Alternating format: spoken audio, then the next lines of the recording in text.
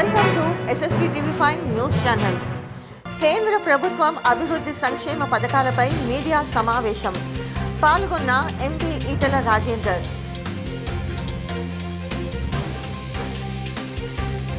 Malkajgiri parliament అభివృద్ధికి కేంద్రం వందల కోట్ల రూపాయలు మంజూరు చేసిందని మల్కాజ్గిరి పార్లమెంట్ సభ్యులు ఈటెల రాజేందర్ తెలిపారు. ఆల్వాల్లో జరిగిన మీడియా సమావేశంలో ఆయన మాట్లాడారు. రైల్వే రహదారుల అభివృద్ధిలో కేంద్రం కీలక పాత్ర పోషించిందని పేర్కొన్నారు.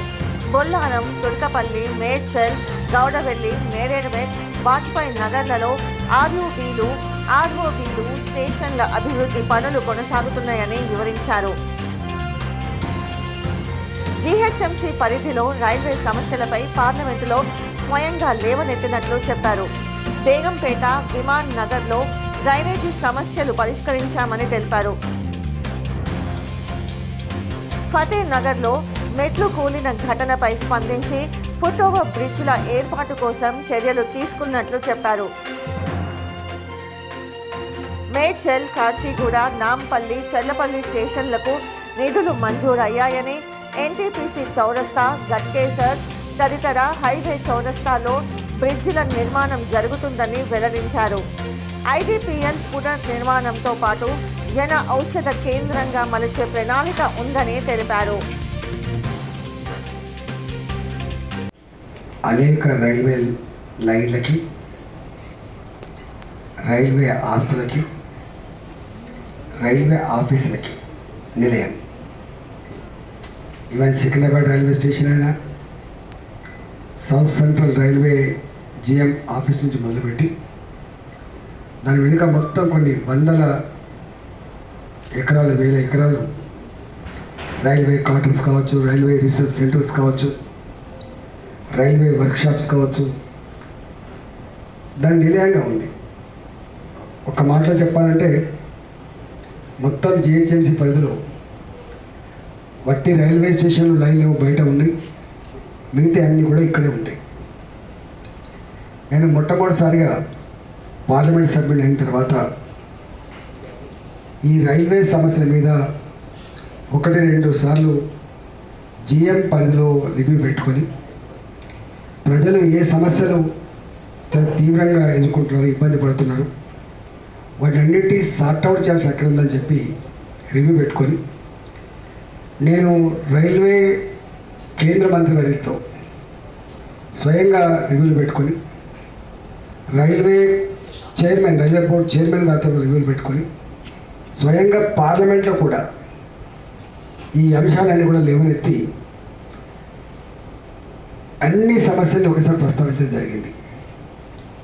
దాని మీద నేను మొట్టమొదటిగా కోరిన మాట ఏంటంటే, రాష్ట్ర ప్రభుత్వంతో కోఆర్డినేషన్ కుదిరేది కాదు, రాష్ట్ర ప్రభుత్వం కాంట్రిబ్యూషన్ మీరు ఎక్స్పెక్ట్ చేయొద్దు, రాష్ట్ర ప్రభుత్వం ₹1 ఏదనుకొని మాత్రమే మీరు చేయడానికి ముందుకు రావాలని చెప్పినప్పుడు చాలా పాజిటివ్గా రియాక్ట్ అయ్యి రైల్వే మంత్రి గారు ఒక ఆదేశం ఇచ్చారు.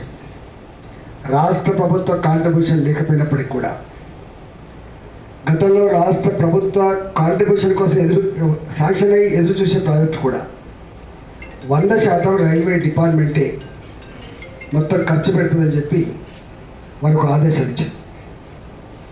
దాని మీద మళ్ళీ డిఆర్ఎం సికింద్రాబాద్, డిఆర్ఎం హైదరాబాద్ వాళ్ళ ఆఫీసులో స్వయంగా మళ్ళీ మీటింగ్ పెట్టినారు.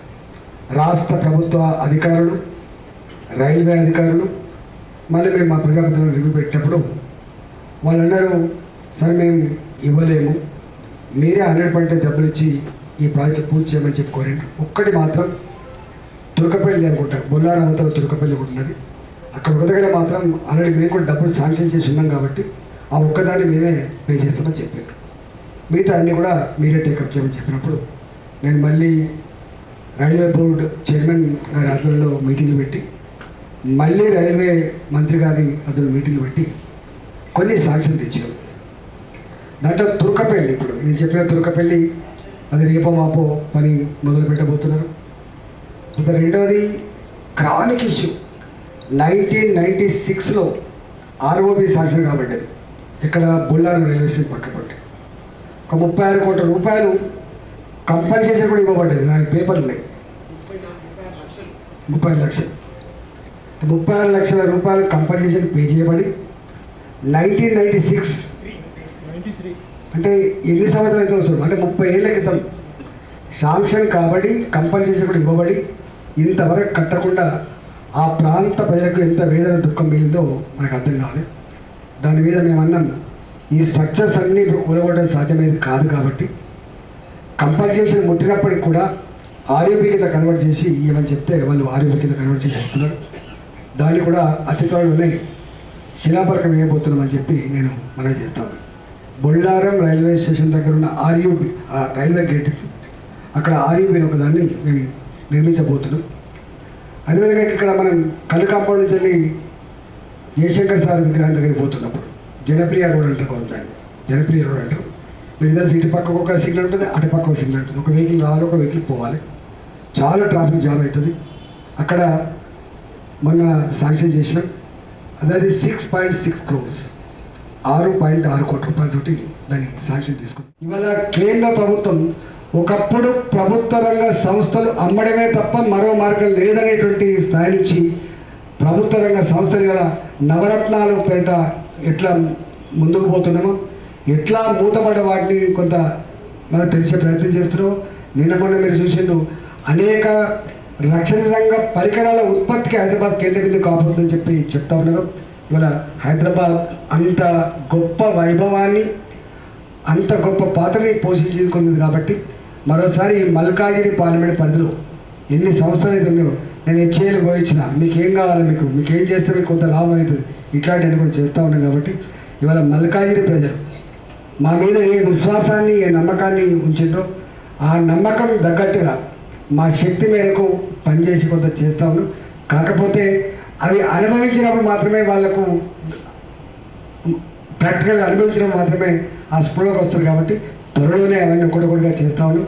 మేము కూడా ఇంత మల్లారెడ్డి గారు చెప్పినట్టుగా స్థానికంగా ఉండేటువంటి డ్రైనేజ్ వ్యవస్థలు, రోడ్ల వ్యవస్థలు, తాగే నీళ్ళ వ్యవస్థలు, ఈవెన్ మోస్ట్ మల్కాజిగిరి ఇది nothing but newly expand area. ఇవాళ అక్కడ ఉన్న సమస్యలు ఎక్కడ లేవు, లైట్లు లేవు, సీసీ కెమెరాలు లేవు, తాగే నీళ్ళు లేవు, రోడ్లు లేవు, అసలు ఎంతో దీనంగా లేవు. మేము మొన్న 2 సార్లు నేను జిహెచ్ఎంసీ పోయాం. మేము ఎంపీలమైనప్పటికీ కూడా మాకు ప్రజల సమస్యలు పరిష్కారం అయితే సంతోషపడతాం. కాబట్టి మా క్షేత్రం కాకపోయినా కూడా మేము స్వయంగా పోయి 2 సార్లు అంతకుముందు ఒకసారి ప్రస్తావించి వచ్చినాం, మొన్న కూడా ప్రస్తావించి వచ్చినాం. ఆ డిబేట్ అంతా మీరు చూసిండ్రు. దాంట్లో చంద్రం వచ్చి కొన్ని 100 కోట్ల రూపాయలతోటి ఇలా డ్రైనేజ్ వ్యవస్థ, ఎక్కడెక్కడైతే వరదలు వస్తూ ఉన్నాయో అలాంటి వ్యవస్థలు కూడా సాల్వ్ అవుతున్నాయి.